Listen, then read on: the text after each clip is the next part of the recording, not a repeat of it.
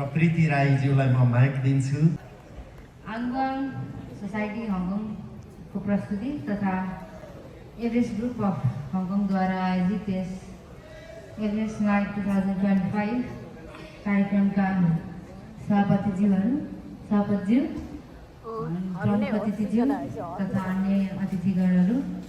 र यहाँ उपस्थित सम्पूर्ण महानुभावहरूमा सेवाहरू नमस्कार। सर्वप्रथम त यस आङ्गवाङ सोसाइटी हङकङ र एभरेस्ट ग्रुपलाई चाहिँ मलाई यहाँ बोलाएर सम्मान गरिदिनुभएकोमा धेरै नै धन्यवाद भन्न चाहन्छु र आज यस कार्यक्रममा उपस्थित हुनुभएका आफ्नो टाइमलाई चाहिँ एकदम फुर्सद मिलाएर अथवा एकदम मिलाएर आउनुभएकोमा यहाँ उपस्थित हुनुभएकोमा सम्पूर्णप्रति एकदम धन्यवाद भन्न चाहन्छु र